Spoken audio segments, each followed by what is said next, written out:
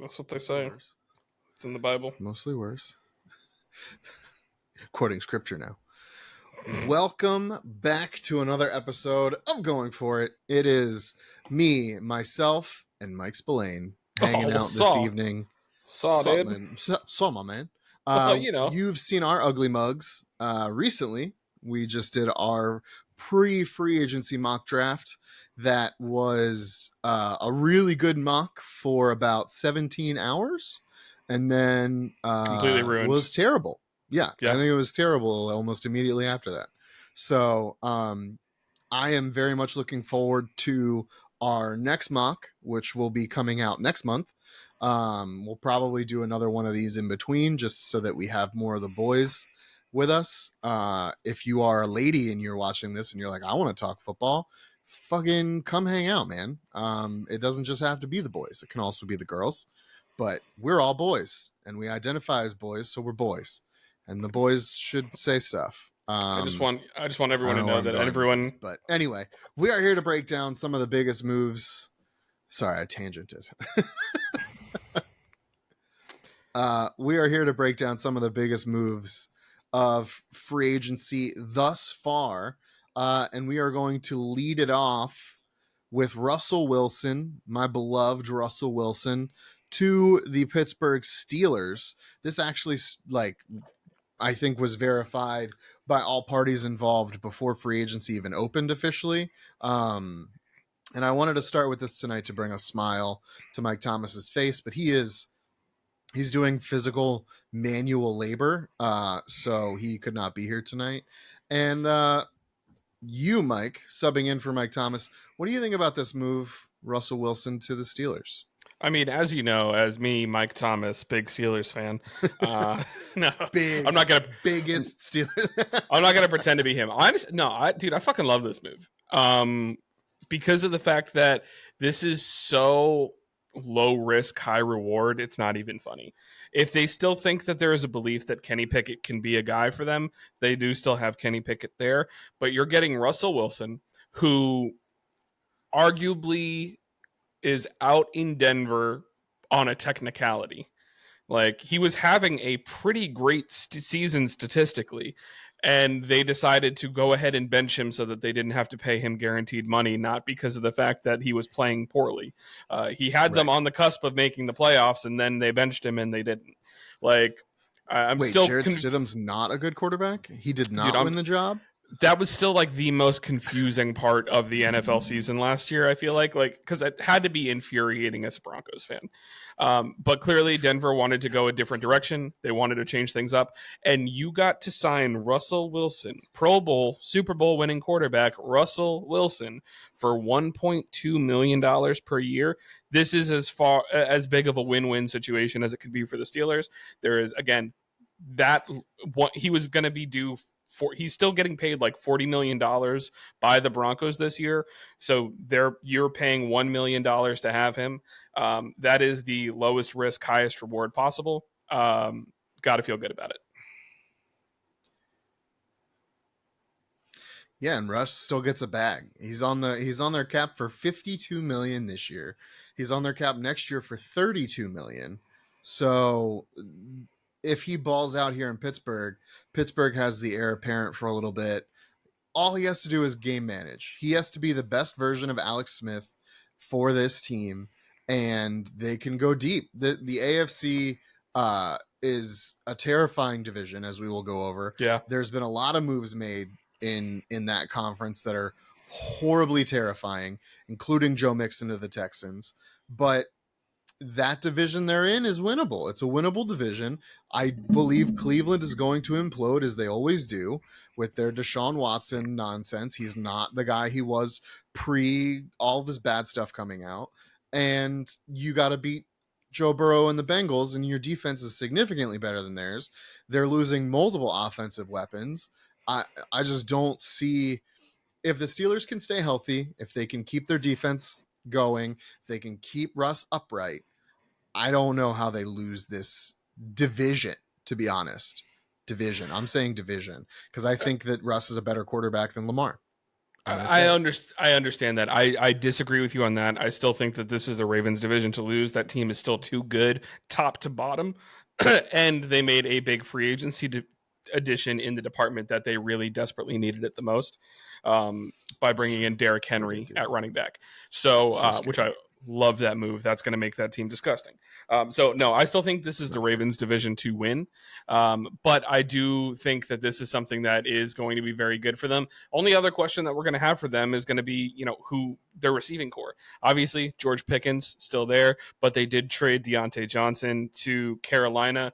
I think there was a cornerback and maybe pick in return or something like that. Yeah, like Dante Jackson for Deontay Johnson, and then they signed like Deion Jackson or something. I don't remember. They did like a weird. It was a weird couple of transactions there. But yes, they did trade Deontay Johnson. But yeah, I mean, I don't know. I feel good about the way that the Pittsburgh Steelers are looking. They just need 70% of what Russell Wilson was capable of in that Super Bowl run, and they will be fine. They will be fine. Yeah. Lamar chokes in the playoffs. And to quote Mike Thomas, because he might listen to this part exclusively. Well, he's got to drive tomorrow, so maybe he listens to all of it. But they always play Lamar well. So, and adding Patrick Queen on defense to go with, TJ, and to go with Casey Hampton, and to go with, as long as they get another corner, I think they're going to be in a good spot. I really do. And that Baltimore defense is not great. That Baltimore defense is not the best. So I just think if the Steelers can move the ball, control the clock, play Pittsburgh Steelers smash mouth football, I think they can beat the Ravens, and I think they could win this division. But we'll see. It's very early. We're not even at the draft yet, so yeah, I think we don't want to get division winners. Don't want to get too far ahead of ourselves. It'll make them feel good. Yeah, that's fair. I want Mike Thomas is a slow dance chubby right now with us talking about the Steelers winning the division. Just like I assume he did when Russell Wilson was like, Pittsburgh Steelers, let's ride. He probably said that. He said Steelers country, let's weld. Let's forge. Wait, what? I don't. Mitchell Trubisky said that. He's not on that team anymore. Anyway, next, I want to bring some sadness to our lives as Giants fans. I think this move stole the headlines for the day on the first day. Saquon Barkley leaves the New York Football Giants and goes to the crosstown southern rival, the Philadelphia Eagles. And I know I have feelings, and I know I'm going to share those. But I want to hear what you're thinking, what you're feeling, because you were slower moving through the feelings than I was. I went fuck him immediately, and you were like, no, I'm not ready yet. So walk me through your process and where you're at now with Saquon to the Eagles. Yeah, so Art Stapleton, shout out Art. He's a big beat writer for the Giants. He posted something today that kind of really put it into perspective for me, in the fact that Saquon had a lot of fans in New York, and specifically a lot of young fans that he captivated for a good while there. He didn't even post any kind of thank you or goodbye message or anything like that, which is from a guy of his character is just frankly shocking. And I was kind of the ilk of I understand getting the money, because when you look at what he's getting paid, which I think the average annual value is $15.8 million per year for a running back on the wrong side of 27. That's insane money. It's great. It's great. He got CMC money, which is what he wanted. Yeah, and good for him on that, I guess. As if I wasn't a fan, I guess I'd be happy for him. But at the same time, I hate to see it, because obviously he's going to play for arguably the biggest rival of the New York Giants. You can have that argument. Which one is it? Is it the Eagles or is it the Cowboys? But I think there's a fair argument for both. But yeah, this one sucks because it's just a punch to the gut from a guy who has said multiple times he wants to be a Giant for life. There's reports that the Giants didn't end up putting an offer on the table. And the one thing that I kind of gathered from everything that is, if there was any conversations, it was that Joe Shane said to him, he's like, you got a better offer, come back to us, we'll see if we can match it. If he did, he probably came back, told them the money, and Joe Shane said, fuck, there's no way. Like, so I'm not going to give you an offer because it's going to be insulting if that's what they're valuing you at. We can't afford to do that. We have other things that we're trying to do and trying to prioritize. We can't go ahead and spend $16 million at a position where, we just we don't have the capability to do that. I respect him for not wanting to overspend to keep him here longer because of the fact that that's not the direction that the build is going to be going. Our offense, our roster definitely looks like shit on the offensive side of the ball. But I understand, again, I understand the motivation. I understand what the front office's thought process is for it. I just kind of, I hoped for more from Saquon to not go that route. And I definitely expected more from him as a man when it comes to all the young fans that he has that follow him, just from the Giants. I kind of expected a little bit more, so that's disappointing as well. Yeah, I agree. He did mention that today in his press conference where he said, I think I could have handled it better and I should have probably done like a thank you, but everything happened so fast that he got carried away. And obviously the thing with Tiki happened. Yeah, then he argued with Tiki Barber. Yeah, and I understand that. And I don't want to besmirch Saquon Barkley. I have a bunch of Saquon cards. I have a couple Saquon jerseys. Like, I loved Saquon. I wanted him when he was available in the draft. I didn't want him at 2. I wanted to trade down like we should have done. Thanks, Dave Gettleman. Your lasting stupidity is on this franchise still to this day. Woo! Woo! I feel the way a lot of Giants fans feel, which is if he went to Houston, I would have been like, let's go Texans. Let's go. Let's go on a run. Let's use Saquon. I would have been cheering for him in an AFC championship game. I would have been cheering for him if they got to a Super Bowl. I would have been. Now I want nothing but dismay. Like, I want to see another epic Eagles collapse. One, because I hate Nick Sirianni's face, and now it has been confirmed by him and Howie Roseman. He is just a cheerleader. He is the vibes officer masquerading as a coach. So there's no way that is successful.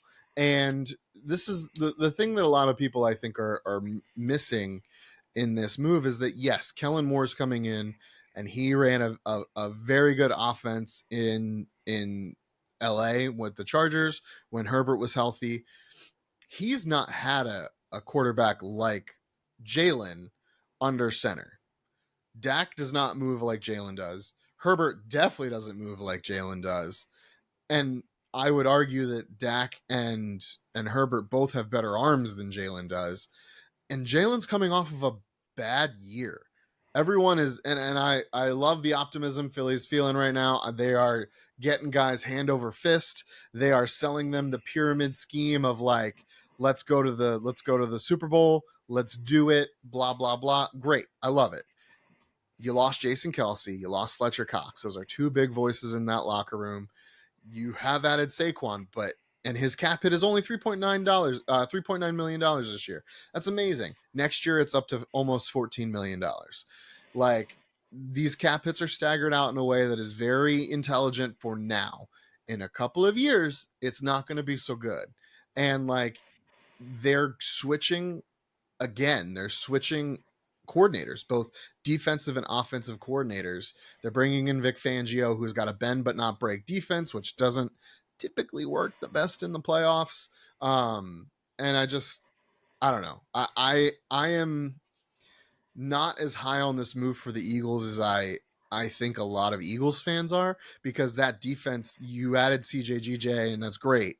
You still don't have another safety. Your cornerback depth is awful, which is where it was last year.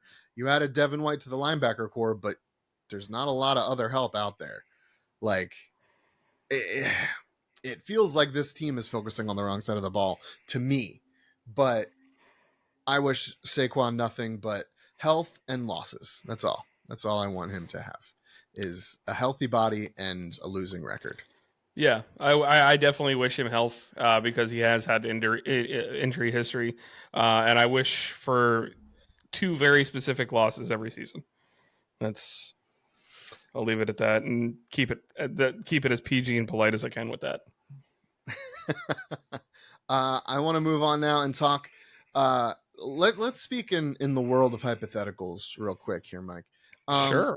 Let's say you had a 24-year-old budding superstar on your team at wide receiver, and he wanted a 4-year deal worth $100 million. Okay, I feel like I know where you're going with this already. Yeah. Yeah. And then you trade that guy away because you're like, no, we don't need you. We have other pieces. Then you have a couple years where you're really, really bad because you actually did need that guy. Then you overcorrect and give 4 years, $92 million to a 30-year-old receiver. How does that strike your fancy? You know, if I was a fan of the Tennessee Titans, I would just be so confused with everything. You know, because it's one of those things like I like Calvin Ridley. I think Calvin Ridley is a good receiver. Obviously, the gambling thing got him all kinds of messed up and changed the trajectory of his career. With that being said, he didn't really show that he could be like number one top guy last year in Jacksonville. If you look at his numbers, everything like that you kind of hoped for with him, it was good. It was not great, you know? So now you're going to tell me that he's going to be a number one receiver with Will Levis throwing him the ball instead. That's correct. I just don't know that I see it, dude. And that's true. He's 29 currently. He's going to turn 30 during the season. So that's where those numbers are coming from. Dude, this is like the biggest fumble of all fumbles from the Tennessee front office to trade AJ Brown and him to not only get the contract that he wants, but also he was part of the Super Bowl winning team for the Eagles, right? Like, I'm pretty sure he was part of the Super Bowl winning team. No, I think he came the year after that. Year after. I think it was the year after. So, yeah, forgive me if I'm wrong. I don't like the fucking Eagles. I don't keep up with them. But yeah, you know, to go to a perennial contender, get the contract that you want, and then for you guys to fail so hard that now you do give the contract that he wanted basically to a guy who's now aging out of being in his prime at the position. Correct. And then you also lost Derrick Henry, and you replaced him with Tony Pollard. Yeah, and he's not as good. That's also true. But yeah, this is just, man, whack moves from the Titans. And again, Titans fans got to be just beyond frustration at the idea of it. I know from my soccer followings, there's some people that I follow in circles that are big Nashville SC fans that are also Titans fans, and the consensus is just why the fuck did we just never pay AJ Brown? like AJ Brown could still be here and be paid and be getting ready for his second contract, and instead, no. That's correct.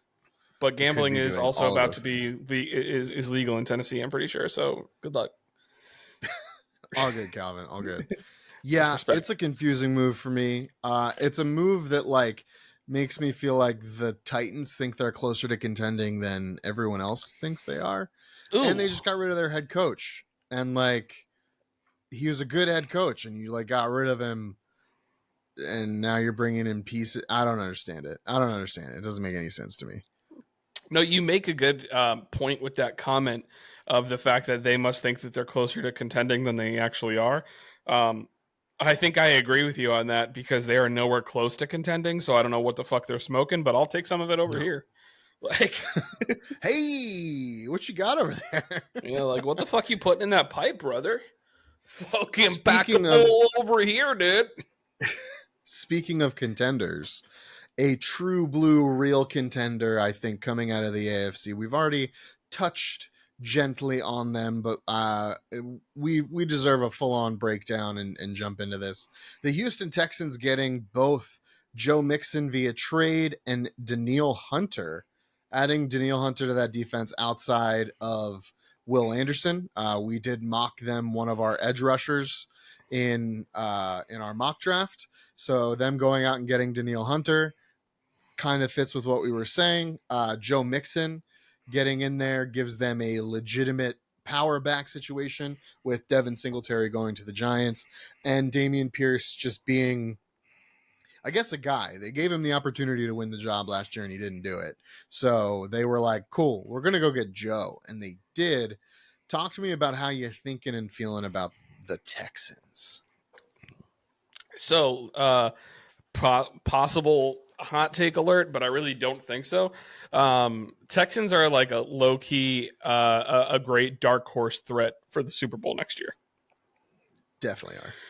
Like, just take a look at the way that this roster is built from top to bottom. You know, they got strength at each position, and they have the thing that can go ahead and potentially provide you longevity of a threat for, you know, having a elongated Super Bowl window, as right now they have that young stud quarterback on a rookie contract. So they know that they have at least 4 more years of CJ Stroud on a cheap deal to try and make something happen. So there's a lot to like about this team, and now adding an elite pass rusher in Danielle Hunter, adding a very strong running back in Joe Mixon, who can, you know, be better than Devin Singletary was for them last year. The whole Mixon getting cut and then getting traded thing was kind of weird. But I think he's going to be pretty content with his role. And I think he got 3 years, $27 million on his extension. So realistically, for his age, I think he's 28 or 29 now. That's still good money for his age. So great deal for him. Good landing spot. This Houston Texans team was fun last year. I think they're going to become more fun this year. And yeah, I think people are going to talk about them during preseason as being, you know, a dark horse, you know, AFC Championship, Super Bowl contender.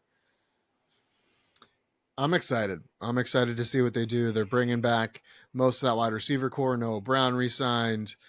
Tank Dell obviously still there. Hopefully he'll be healthy this year. They got some studs over there right now, and they got some young studs over there right now. And like you said, that CJ Stroud contract, we talked about it today in regards to the Patriots, and maybe we'll touch on some draft stuff towards the end here, because we're winding down on the big stuff we wanted to get done for our first pod back. Again, we thought there would be more talking heads along with us, but alas, life happens. Lives. People have lives. I don't. I just sit at home and watch my wife be pregnant. But I think this Houston Texans team is super exciting. And, you know, like I said, as we were talking about the Patriots today, that clock for you doesn't really start until you get the quarterback. And Houston having a surprising first year with CJ Stroud makes me really excited to see what their second year looks like when they're adding pieces around him. Dalton Schultz coming back, you know, hopefully that O-line stays healthy this time. I would expect them to probably draft someone now instead of an edge rusher, or maybe they go corner or something to reinforce where their slight imperfections are. This Texans team is going to be fun, and I think Patrick Mahomes better watch out, because there's some juice coming from Houston. And they also still have like 20 million in cap space and probably some people that they can restructure too. So it's one of those things that realistically, if they want to make like one more big splash move, they could. So like, yeah, their receiver core is great, but maybe they want to go ahead and try and trade for a big name or something like that. That would need to get a fat contract. They could potentially go for something like that. So T. Higgins. No, I think he's going somewhere else. I think he's going to New England. Oh, I don't. Really? Where do you think he's going? He's got to go to Kansas City, man. Like, well, Kansas City just signed Mike Williams. Did they? When did that happen? That's what I read. I thought this afternoon, I thought they had announced that they were signing Mike Williams.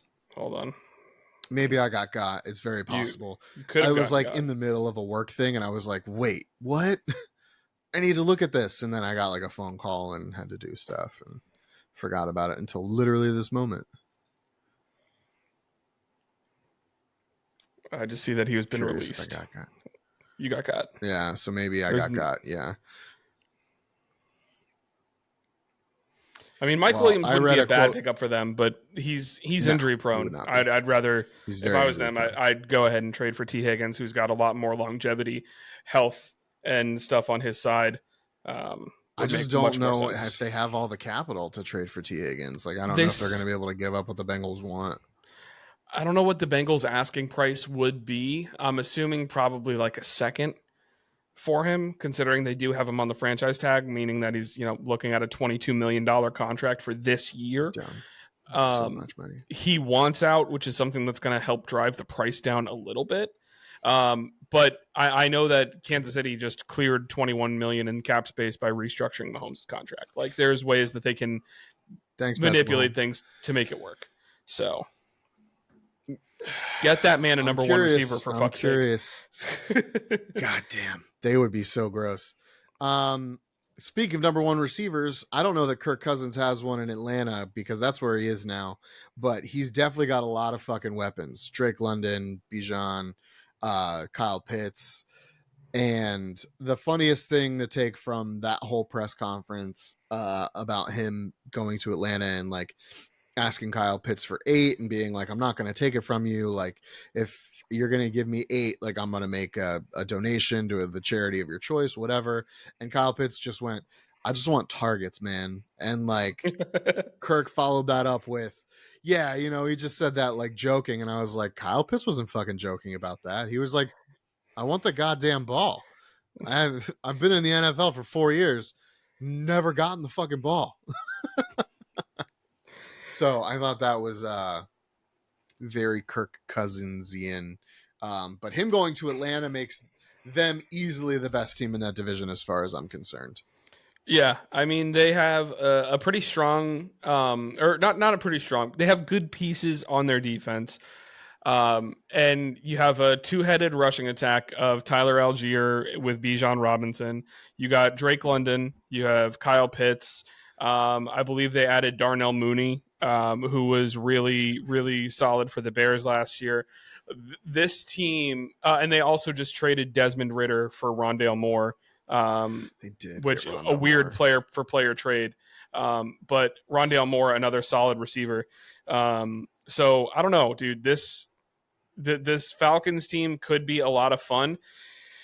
The only thing that I'm going to say about it is, first off, everyone round of applause to Kirk Cousins' agent, because how this guy keeps getting these contracts and this money, you just have to give him all the fucking credit in the world. It's insane. And the fact that he also got this contract at like 35 years old, going on 36, that he got another 4-year contract with $100 million guaranteed coming off of an Achilles injury. Like, absolutely insane masterclass contract work. And you just got to tip your hat to it. But at the same time, guys, I think that in fantasy football, Falcons players might be viable again. So that's cool. I think so. I definitely think the Falcons players are worth the grab here. Additionally, I definitely think they're viable as long as Cam Newton is not the one that is throwing them the ball. Cam Newton did a little bit of poo-pooing on the Kirk Cousins contract, and I've said it on here multiple times. Cam, you can't throw the ball anymore, homie. Nobody wants you. That's why you're not on a team. You are not on a team because you cannot throw the ball. We watched you in New England. We watched you in Carolina. You can't throw the ball. You can't. Yeah. It doesn't happen anymore. No, at this point, he's done irreversible damage to that shoulder, man. It's not there. And like, dude, we all remember how good you were. Like, no one's taking that away from you. You just you overdid it. You're not healthy. You can't do it anymore. Just fucking let it go. It's time. It's time, man. Just let it go. Hang them up. Enjoy your retirement. Enjoy your fashion line and your podcast and like all those dual revenue stream. Like, enjoy it, man. You were It's good. great. It's You good were stuff. for a couple of years there. You made the Carolina Panthers relevant. Ask Bryce Young how easy that is. It's not. It's not easy. The over under at Bryce Young's passing yards this year on DraftKings is 3,100. They're like, Ooh, do you think Bryce Young will hit 3,100 passing yards? No, I don't. that's It's not good. low. It's a bad number. It's a bad number. It's not. It's not a good number. So yeah, you made the Carolina Panthers relevant in your prime. You took them to a Super Bowl. You got ass whooped in that Super Bowl, but that's neither here nor there. You did it there. You got them there. You were the MVP one year. Like one of the most dominant players I've ever gotten the pleasure of watching. You don't have it anymore. Just let it go, my man. Just let it go. As we're moving topics, Speaking I of guys think. that can I'm let sorry, it I'm going to go. interrupt. As we're moving topics, I do want to just say Ian Rappaport just retweeted something from Saquon, and it looks like it's a notes app apology kind of thing. So I feel like he maybe just posted his big thank you to New York. Read it later, but I just we'll come back as to we're that talking about him being a disappointment. we're dumping on him. I still want him to lose all the time. At least to the Speaking of Giants, yeah. quarterbacks that throw the ball or whatever, Sam Darnold going into Minnesota to be the starter, it looks like. At least he's getting some help. Aaron Jones leaves Green Bay after he refused to take a 50% pay cut. They cut his ass, and he was like, cool, I'm going to do the Brett Favre thing, except for that stop at the Jets for some reason. And he signed a deal with Minnesota. So Sam Darnold, Aaron Jones to Minnesota. Thoughts and feelings on that? Dear Ziggy and Mark Wilf, please invest stupid money like this into Orlando City Soccer Club, which, if you couldn't tell, I have a lot of things behind me. I love the Orlando City Soccer Club. They're my favorite team. Check me out on the Orlando Lions Den podcast. They also own Orlando City along with the Minnesota Vikings because they like teams that wear purple and gold. But if you're going to throw $10 million at fucking Sam Darnold at this point in his career, go ahead, throw some of that money my way. Like Orlando City's way. We need it. We could use it. We could use it. Let's take some of that money and put it somewhere good, you know? Like, I don't know. If you're a Vikings fan right now, you got to be pissed. Like, not that like Kirk Cousins was amazing or fantastic, but you're going to Sam Darnold. And right now, you don't have much of a plan for what's next. Like, you need to draft a quarterback. Like, Sam Darnold can be your bridge, but now you need to draft a quarterback. And how much is it going to cost you to trade up from where you're at in the draft? Because I believe they're at what, 11? 12. Yeah, 11. You're right. 11. Because the Broncos are at 12. Yeah, you're at 11 in the draft, and you need a quarterback.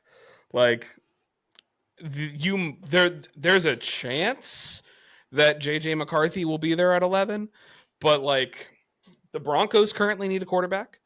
The Bears probably aren't trading you Justin Fields. Like, not in division. I couldn't. That would have to be a sick overpay for them to do yeah, that. they'd have to give a 3rd round pick or a 2nd round pick or something to get Justin Fields. They'd have to. Like, and he would fucking have that marked on his calendar so hard every game. Like, he would. I think honestly, Justin Fields would probably be kind of cool in Minnesota, but like I don't know. Jefferson wants him. Yeah, I mean, like I said this on our draft pod. I feel bad for Justin Fields. I legitimately do. Like, and I wish the best for him. I still wouldn't mind, even though the Giants signed Drew Lock as a backup. If we could get Justin Fields for a 5th round pick, I would definitely fucking do that. Like, it's a 5th round pick. It's not guaranteed that it's going to amount to anything. And that's strong competition for Daniel Jones, who now we also know is an often injured quarterback. So why not go ahead and bring in another guy who's got starting experience in the NFL? Because Drew Lock does, but does he? Like, he does, but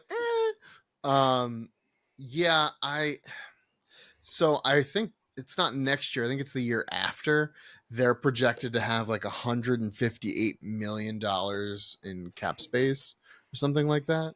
And that's all well and good, and that's wonderful. And like, you guys will be able to add some sick pieces and it'll be great. However, they currently have no defense, like nothing on defense. They don't have a quarterback. Justin Jefferson, what I read, is turned down a $30 million a year offer this offseason, like before the signing periods. Like, they offered him an extension of $30 million a year, and he said no. So you're looking at 35 to 40 for him a year. At this point, you're going to have to give him the entire 35 or 158 million or whatever that you're going to have available if you're not going to have a quarterback to throw to him. Why the fuck would he want to be there? Right. And that was my next thing, is like, it's great that you have all that cap space coming. Justin Jefferson is going to be a free agent sooner than later. Like him, I think this is the 5th year of his 5th year option, and it does not seem like he is signing an extension. That means this motherfucker wants to go to a team that's going to compete. And if you are not going to back the Brinks truck up for him and give him, it looks like he wants quarterback money. And like, honestly, dude deserves quarterback money. He is the best receiver in this league when healthy, bar none. Like, he is the best. No, if you're Minnesota, it's bad. It's bad. It's not good. So I'm just taking a look at it, so average annual value right now, Tyreek Hill, $30 million. He's got the AAV crown right now. Right. You're going to have to pay JJ at least $35 million a year. He's going to completely reset the market. Like, that's what he's going to want. Yeah. That's what he's going to demand, and it's justified. The receiver market is due for a reset.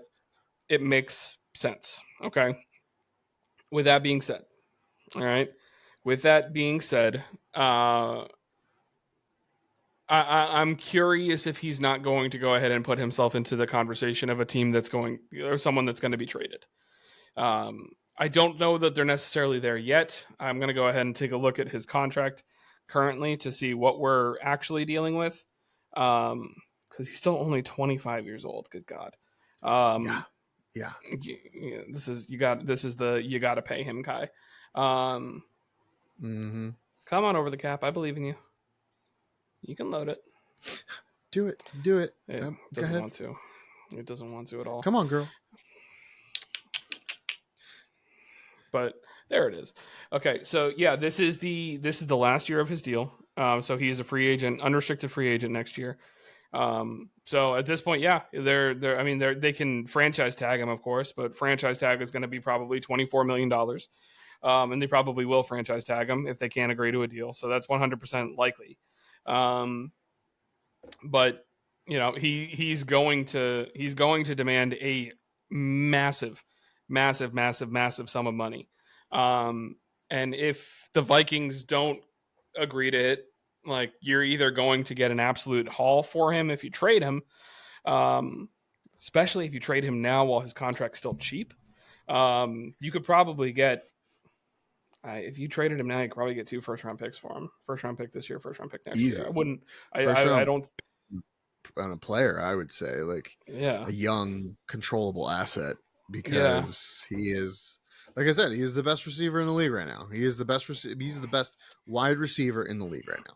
I don't care what Tyreek Hill says or does or whatever. He's the best. So, hypothetical question here, because I already tossed out that I think the Chiefs should try trading for T. Higgins.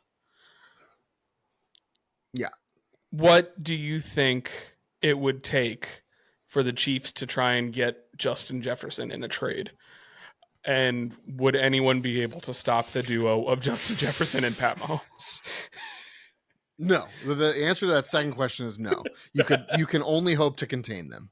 You could not stop them. You could only hope to contain them. What would it take for, I would say, because Minnesota knows they're going to be late firsts, I'm going to say it's going to take double first, double seconds in corresponding years. So Mm-hmm. 24, 25 first, 24, 25 second. Okay. And Rashee Rice. Ooh. I don't know if you could give up Rashee, but maybe throw in Sky Moore instead. I think that's what it would take. I think they're going to want a player back. I think they would give them Sky Moore just like as like a, do you also want this? Yeah. Here's Kadarius Toney. He has hands, maybe. He was drafted in the first round. I think they'd have to give up Rashee. He was.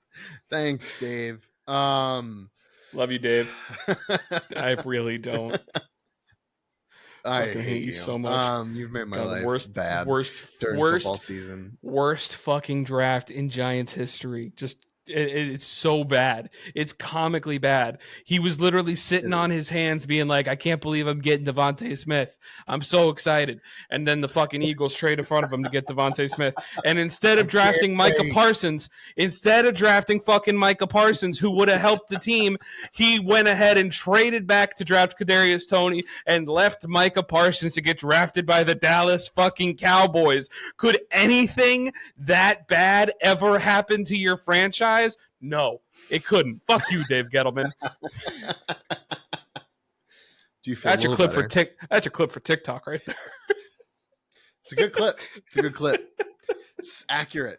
And you would think, and just to tangent on this, Micah Parsons, Penn State guy. Saquon Barkley, the gold jacket, no doubt, second pick in the draft, Hall of Famer you took. Penn State guy. You would think you would want to get those two guys together. Yeah. Put them together. It makes sense. You know? No. Dave Gettleman, you give me agita. Anyway. I don't even know what that is, but I feel that.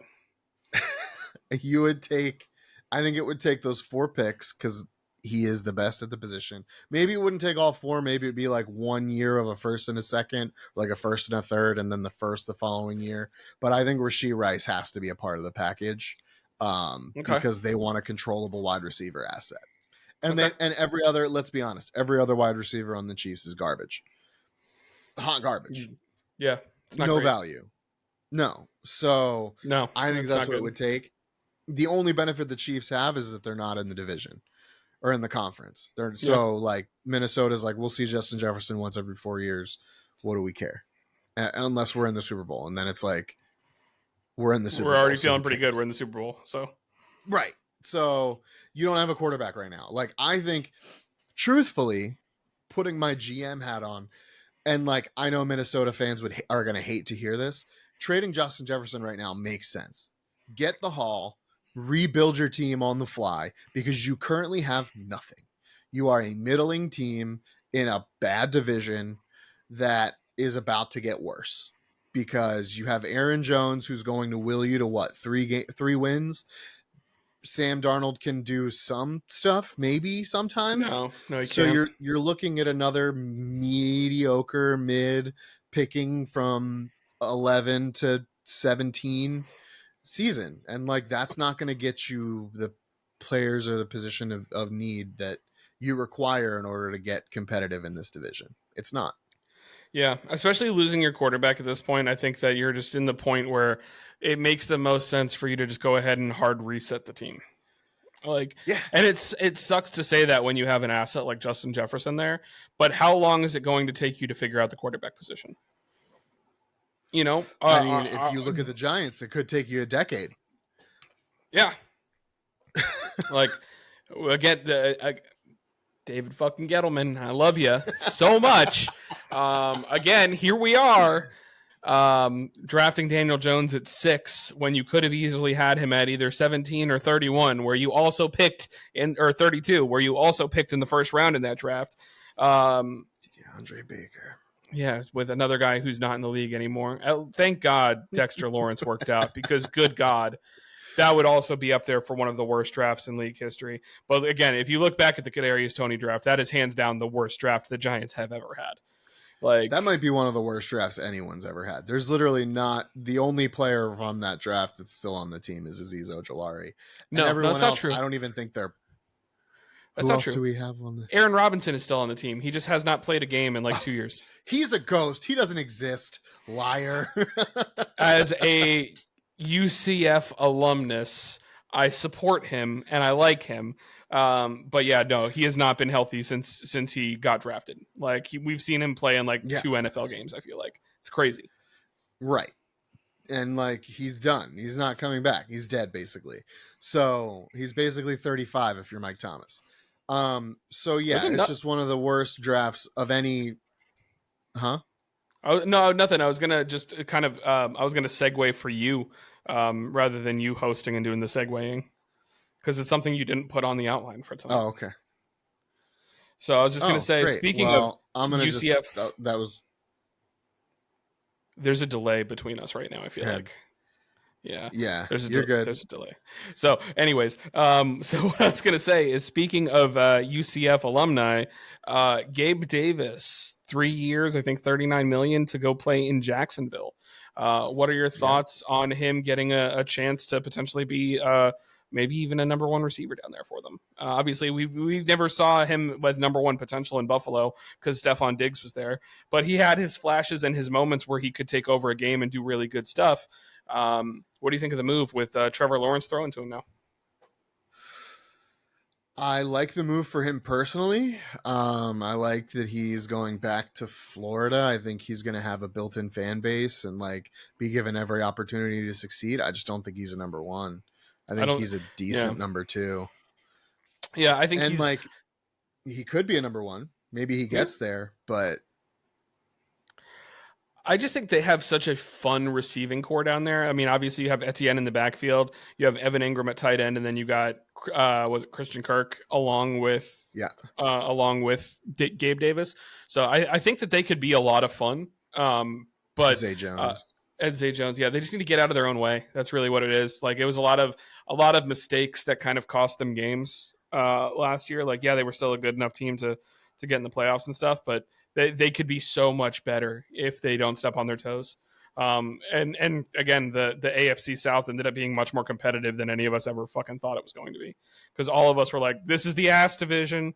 Like, it's going to be the Jaguars. And then, like, the Texans ended up being amazing. The Colts ended up being not as bad as people expected them to be. The Titans still kind of sucked. But, like... Yeah, I think it's up to him, really. If he can string together and be more consistent, because you're right, there are games where he took over and it was like his game and like they had to double him and not Stephon. But if he's not able to bring that every game, he's just a decent two. He's not even a great two. He's just a decent two in a big body. So I think it's going to be good for Christian Kirk. I think it opens up the slot for him. I think a guy like Ridley really hurt him last year, taking targets away. And like, I think for a little bit, Trevor Lawrence was kind of forcing the ball to him, trying to make him happy. And like, I don't think you're going to have that issue with Gabe Davis because he had to share the wealth in Buffalo. I think Zay Jones, as long as he can stay healthy, is a good piece on the outside. And you can continue to feed Christian Kirk the ball 6, 7, 8 times in the slot. So he gets his, 6 catches, 79 yards and a tutty, and he's happy. So I think it's going to be better for Jacksonville. I just don't know if he's got number one potential. I feel that. So to wrap up, we have a couple more of these to hit, and then I want to talk draft a little bit. So there were some moves made today. Josh Jacobs to Green Bay, the move before Aaron Jones going to Minnesota. Do you like this move for Green Bay? They also just announced that they re-signed AJ Dillon as well. He was rumored to go to a couple different places. So I think that the 1-2 punch of Josh Jacobs and AJ Dillon could be cool. But at the same time, I feel like they're more similar running backs than it was when it was the 1-2 punch of AJ Dillon and Aaron Jones. So it seems like they're almost kind of like, they're just too similar for me. They're all right. But I mean, I don't know. It's a good move. I feel like they got him at a good price. But am I super excited by it? Not really. Yeah, Green Bay is going to have to back the truck up for Jordan Love. because he had a great year, and unfortunately he's out of that rookie contracty area. But I'm still not sold on him as a starter. He did really good last year, but you know, people get tape. People get tape on you, and like, look at Trevor Lawrence. The guy was the next one, and he was going to be great. And like, he's had some really good seasons. He's been really good. It hasn't been great. I wouldn't put him in the top 5. I wouldn't. He's maybe in the top 10, maybe, but it's arguable and close. Like, he would be 8, 9, or 10, not 7. You know. Mm-hmm. So I don't know. We'll see. I think this year is going to be a really interesting year in Green Bay. They have all those young receivers. They got some young pieces on defense. It's going to be a year where they either step up and like, this team is for real, or they're going to fall by the wayside and Green Bay is going to go, we played this wrong. So I could see we'll that. see. I could see it. Christian Wilkins to the Vegas Raiders. Talk to me about this, because this made you upset because you were like, oh my God, this is so much money. But it also made you feel good because of your mock draft pick. So talk to me about Wilkins to the Raiders. Yeah, so literally when we did the mock draft, I ended up mocking Byron Murphy II from Texas, the defensive tackle to the Raiders. Because of the fact that I was like, go ahead and get your defensive head coach, Antonio Pierce. Go out there and get him a dog. And I was like, Byron Murphy's a dog. And then immediately, as soon as free agency opened, it was like, they're signing Christian Wilkins to a fuck ton of money. And I was like, well, that's a lot of money. But it did give me some validation in the fact that this is the kind of guy that they were looking for. Because it's one of those things. You have to go ahead and look at it. Sometimes you need to go ahead and spend that money for something that is a sure thing. You know this guy can produce in the NFL. You know that he's good. He's been good for his entire career. You're not necessarily going to get a guy who can be that good with the 13th or 14th pick in the draft. You get a guy that you hope will develop to be that good, but you can't guarantee that you're going to get a guy as good as Christian Wilkins. So if you have the money to spend on a guy like that, you do it. That's the same reason why the Giants gave an extension to Dexter Lawrence. That's the same reason why Aaron Donald has been one of the highest paid defensive tackles in the NFL. If you have a big defensive tackle who can be disruptive and plays in the trenches as well as they do, you have to pay that person. You just got to. So this is something that's going to be really good for the Vegas Raiders. He could transform the middle of their defense. And I'm sure that the fans, it's not a flashy signing, but they should be excited about Christian Wilkins, and the Dolphins should be upset. Yeah, I think to touch on that topic really quick, not that Craig Brooks will listen to this, but I think the Dolphins are a big loser in free agency so far. Big time. They have lost so many pieces. Their offensive line was not great last year, and they've lost a lot of starting pieces from that line to begin with. Their starting right tackle, who is Tua's blindside tackle, is contemplating retirement. Like, it is not all sunshine and roses in Miami right now, and I think that there's some reason to be concerned there. And losing Christian Wilkins, the heart of your defense, not going to help. Not going to help.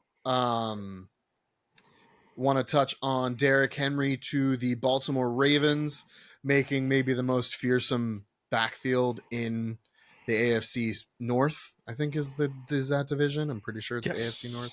Yeah. That's horrifying. That's very scary. Yeah, I mean, for me, this was like the biggest no-brainer when free agency opened, because not only what was a running back a gigantic need for Baltimore, but like, if you got the opportunity to go ahead and bring in a Derrick Henry, even if it's only for a 1-year deal, I think they got him for 2. But even if it was just a short-term deal, that's the kind of thing that turns you into a Super Bowl contender. And he's also a guy who's thrown touchdowns in the playoffs. So like, it's yes. Got to go ahead and make the Lamar joke for you before you got the chance to. But no, I think this is a guy that can really have them take that step to actually getting wins in the playoffs, because that's they've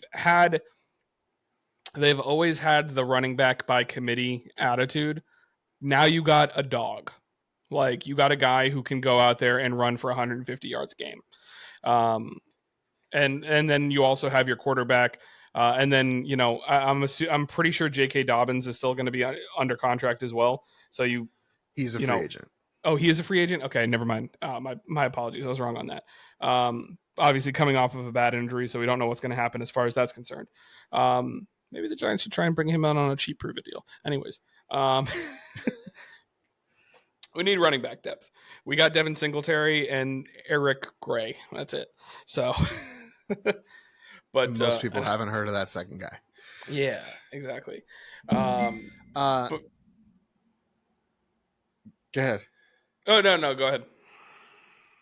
I was going to say that, yeah, I agree. I think this backfield is terrifying.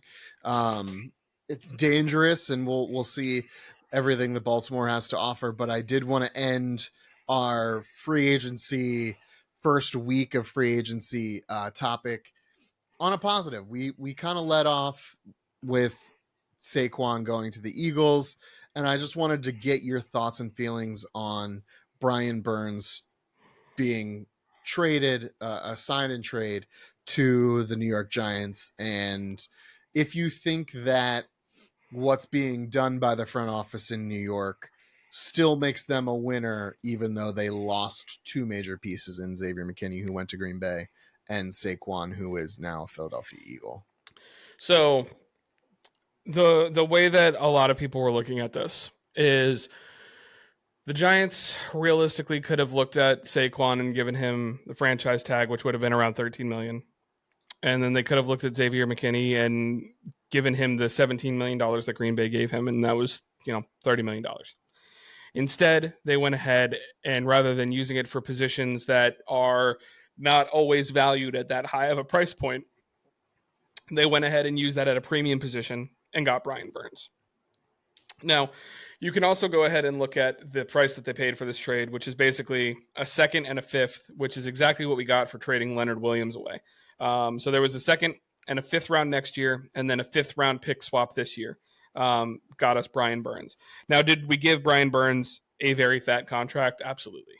But Brian Burns also hasn't always played with the most consistent line around him.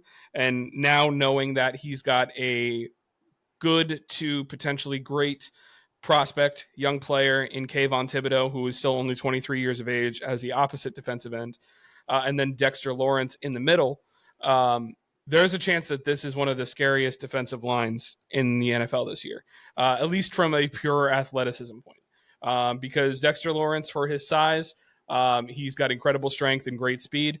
And then you also got to go ahead and look at the fact that you have two, Kayvon and Brian Burns are 6'4" and 6'5" respectively, and both ran 4.5-ish 40s.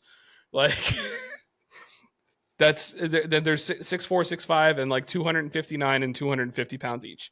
Like, they're gigantic human beings, monstrously strong, incredibly fast. They're both freak athletes. Like, and then you also have Dexter Lawrence in the middle. So, like, go ahead and fucking pick who you want to double team.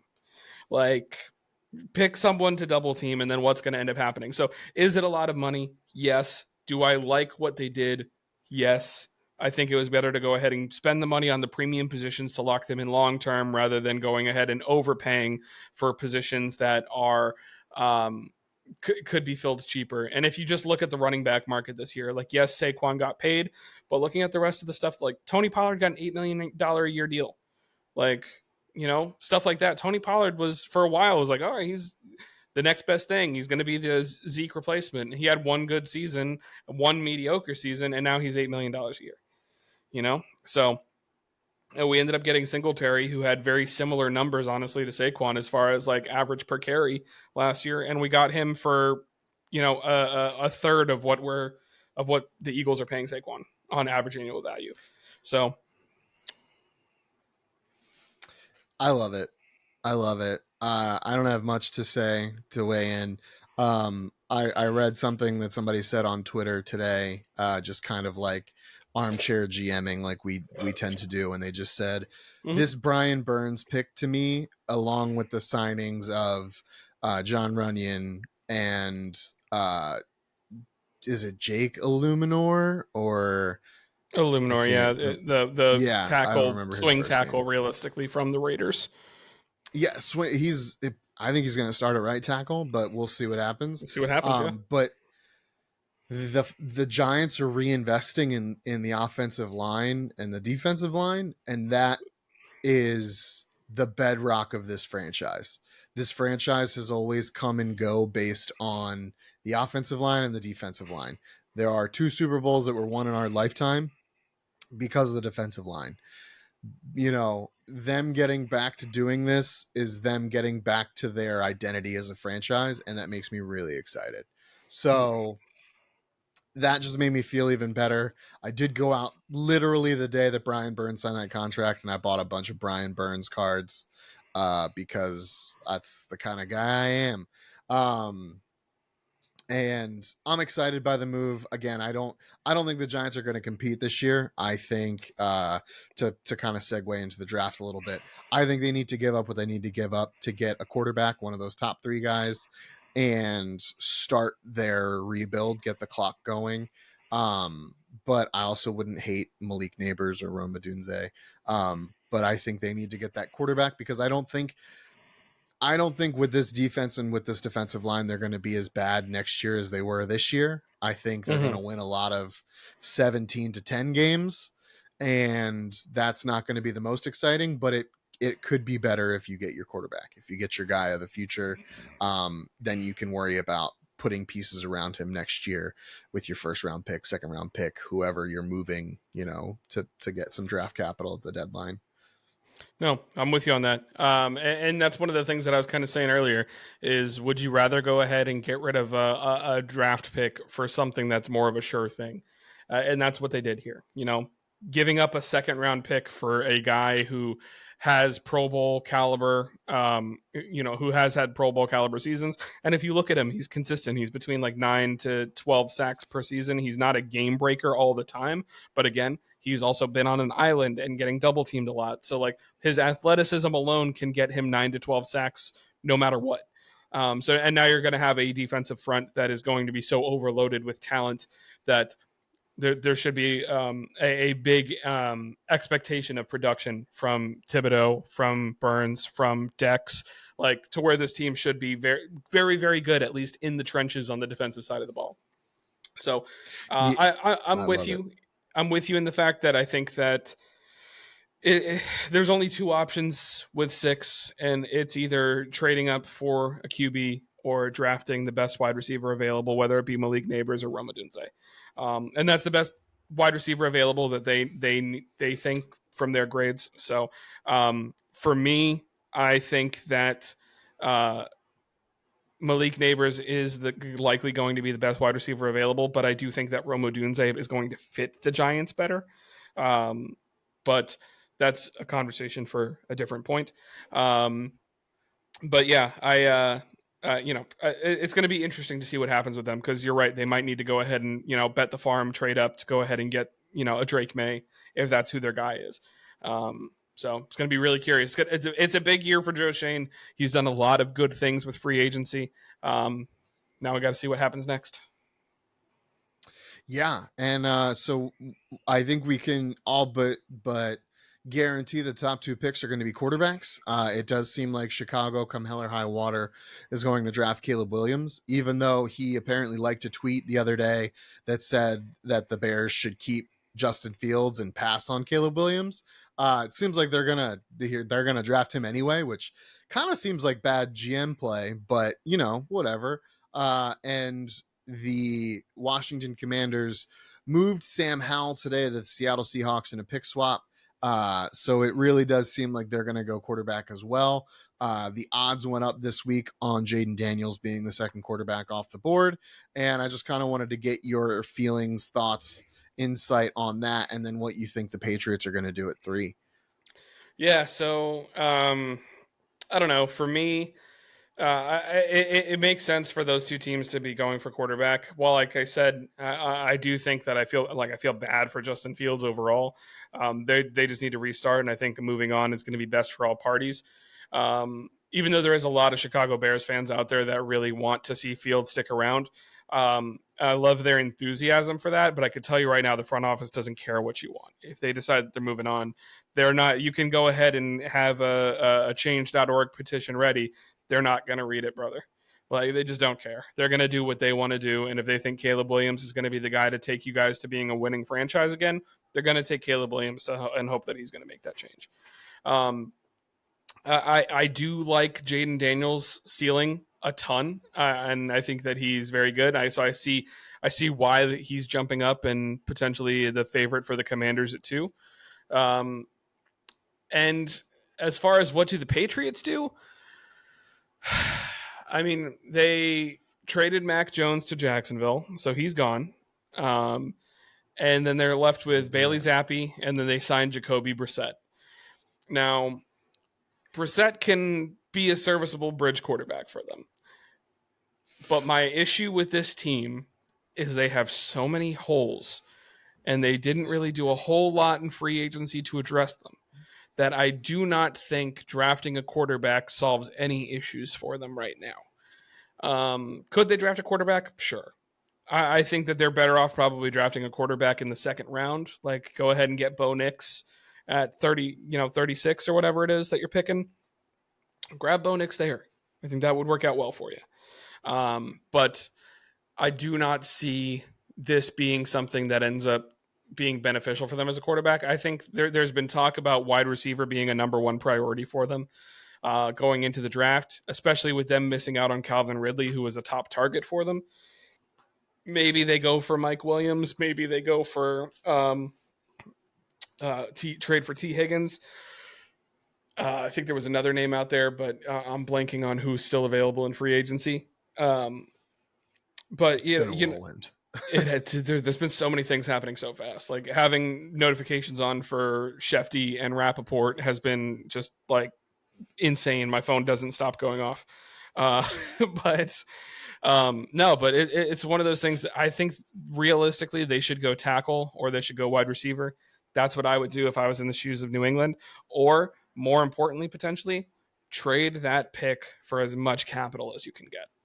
Like, there's teams that want to move up, the Giants potentially being one of them, the Vikings. I don't think the Falcons are anymore. I think they're out of the race for that. But the Raiders need a quarterback. The Broncos need a quarterback. Literally, I think it's 11, 12, 13. Any one of those picks would try and would give you the house to move up. Like, to literally for you to move back from 3 to either 11, 12, or 13, you're getting a generational haul to move up for that many spaces to be moved. So definitely something to potentially keep in mind with them. So I can see them being a legitimate trade back option. But if not, you have to go tackle, you have to, or they're going to go wide receiver, depending on how the cookies crumble. Yeah, and I think that's one of the things that is actually in the Giants' favor, and one of the reasons why I think you need to go this year and go get your quarterback is because trading back with the Patriots at 3, getting them to 6, if you're torn between going wide receiver or tackle, you're moving back 3 spots. You're going to get one of Marvin Harrison Jr., Malik Neighbors, or Rome Odunze, who are all in the same stratosphere-ish. I think Harrison Jr. is obviously the number 1, but like, it's not a big drop off between those other 2 individuals. And you have the option of Joe Alt or Olufashanu or whoever your second tackle is on the board. Yeah. Fuaga's also that, like, you have the opportunity to get some picks, get back in the first round, second round, whatever, get a Bo Nix, get some other pieces, get a guard, get a whatever. And that's what I think is the best option for the Giants and for the Patriots. I think it works out best for both teams because they still will be able to fill a need at 6. Whereas if you're going down to 11, 12, 13, you risk missing out on those guys that are just a step above. I like Brian Thomas Jr. I do not think he's on the same level as Malik Neighbors. I don't think he's a Rome Odunze. I think you risk missing out on those, no doubt about it, number 1 X receivers. So Mhm. I'm encouraged by that and by their outward, it seems outward uh verbiage of like, we want to go wide receiver, we want to go, possibly re-up our offensive line, because I think that goes into the like, okay, do you want to trade down to an 11 and possibly miss these guys, or do you want to go to 6 and guarantee someone high on your draft board will be there? Yeah, and I agree with you on your sentiment on Brian Thomas Jr. Like for me, Brian Thomas Jr. is towards the top of the next set of wide receivers after three, after those top three, and he's going to be very very good at the next level. I'm not. I think he could. Dude, there's like 6 or 7 wide receivers in this class that like I look at and I'm like, they could be Pro Bowlers. Like they can, in the right system, right situation, For these guys sure. are going to be studs. Like whoever ends up getting Adonai Mitchell, whether it be in the first round or even in the second round, if he somehow sneaks back there because teams get funky towards the end of the first, like whoever gets Adonai Mitchell is going to be so fucking happy. Like that guy is an absolute stud. Like so, I don't know. I'm curious to see what ends up happening with the receivers, and like we all agree, the draft starts at pick number 3. Like that's just what it is. Whoever goes at pick 3, that's when we know when the draft starts. Yeah, absolutely. And I think we have our mock post free agency mock draft, pre-draft mock draft, our last one for the year, scheduled in April, so you guys can look forward to that. We'll probably do it, like I said, another one of these either towards the end of March or in April, before that mock where I will be picking first. I will be picking for the Chicago Bears. So wait on the edge of your seats with bated breath to see what I Who do. will you We like to take? get crazy over here. Who am I gonna? I'm gonna take a punter. No. But I look forward to recording that and getting some of that stuff out. I look forward to getting together with the whole crew of us again, talking some free agency. We will be back sporadically throughout the year. We have some divisional rankings to break down. We got quarterback rankings to get into. I am very, very excited to see where we end up going this year. And I think we're going to try a new fantasy football segment as well, and we're going to bring in Ooh. a fantasy football noob, our good friend Justin Velez, and try to educate him up a little bit on all things fantasy football. So if you're not as well versed as some other people in fantasy football, maybe that's something you want to check into. It's going to be short, kind of bite-sized content, so I'm excited to see where that goes. But with all that being said, this is our first podcast of free agency roundup. I know we didn't hit everything. I know we didn't talk about everyone, but there's just so much, and we're only 2 dudes. So if there's anyone you would like us to talk about, let us know in the comments. Do us a favor, like, comment, and subscribe. It helps out the channel, and it makes Mike and I feel good. We will see you guys here next time. And don't forget, we got another mock draft coming out, and we're going to change up the order we're picking stuff. We'll see what happens. So, guys, thank you so much for hanging out. We greatly appreciate you. Again, like, comment, and subscribe. Thank you all so much, and we will see you all back here next time.